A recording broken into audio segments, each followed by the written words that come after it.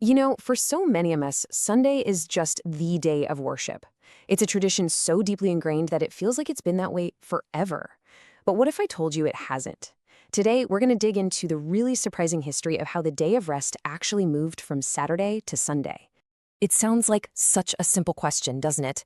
But the answer, well, it's this incredible historical puzzle. So let's put on our detective hats.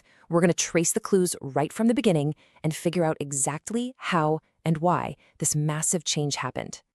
And hey, if you ask most people, this is the answer you're going to get. And it makes a lot of sense, right? Jesus was resurrected on Sunday, the first day of the week, so Christians honor that day.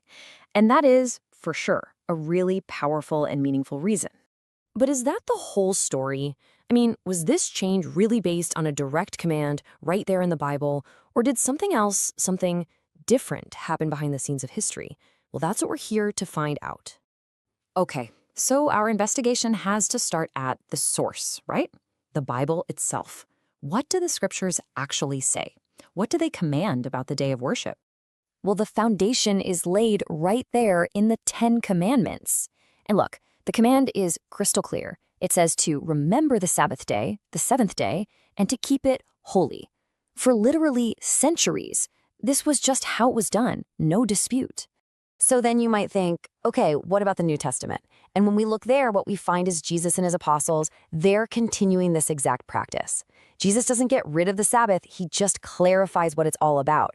And the Apostle Paul, the book of Acts repeatedly says he was in the synagogue teaching every Sabbath. So based on all this, there's no obvious big break from tradition at all. So that really makes you wonder, right? If Jesus and the apostles were keeping the Sabbath, where did this whole idea for Sunday even come from? Well, people who support the change, they point to a couple of specific verses. So let's take a close look at that evidence. All right, Exhibit A is usually a verse from the book of Acts. It says believers came together to break bread on the first day of the week. But when you actually look at the context, what's happening is a specific farewell meal for the Apostle Paul. It really doesn't read like a command to start a whole new, permanent day of worship every single week. And the other key verse people point to, it's kind of similar.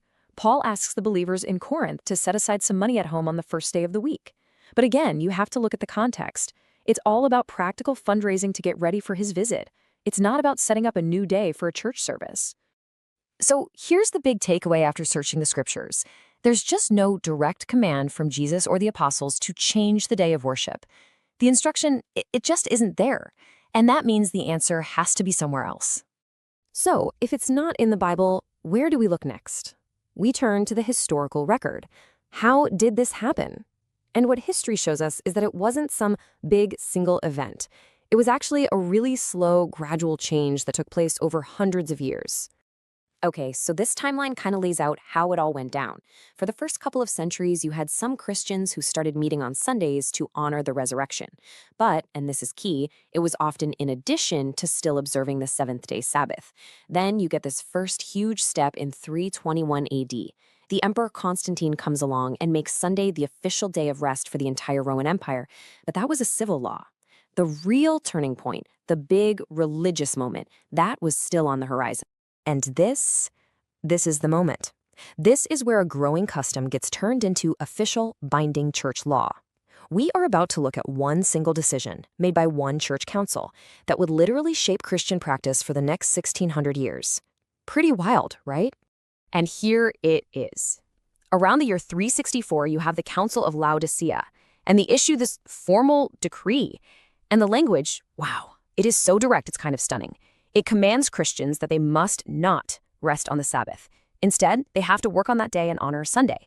And get this, anyone who was found still observing the original Sabbath was to be anathema, which basically means cut off or cursed from Christ. Just stop and think about what this one law tells us.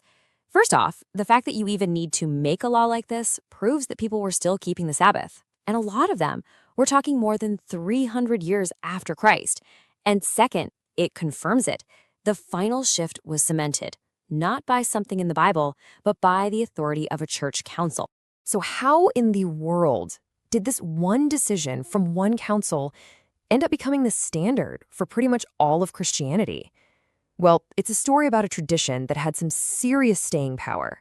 Fast forward centuries later, and this change is just openly acknowledged. If you look at the Catechism of the Catholic Church, it states it right there in black and white. It says the Church substituted the Sabbath with the Lord's Day. It's not hiding it, it's presented very clearly as an act of the Church's own authority. And you know what's really fascinating? Even during the Protestant Reformation, when, so many church traditions were being challenged and thrown out, Sunday observance was one that pretty much stuck. The Reformers just inherited this practice, it got passed down, and it became the standard for most of Protestantism as we know it today. So, let's just wrap up our investigation. The history is pretty clear, right? The move from Saturday to Sunday wasn't based on a command in the Bible. It was this long, slow evolution driven by custom and tradition, and then finally it was locked into place by the authority of the church. And, digging all this up, it forces us to face a much bigger, much deeper question. It's one that really gets to the very heart of faith. And here's that ultimate question this whole history leaves us with. Who has the authority to change divine law? Is it scripture or is it tradition? Where does that final authority really lie? It's a huge question, and honestly, the answer is something every single person has to explore for themselves.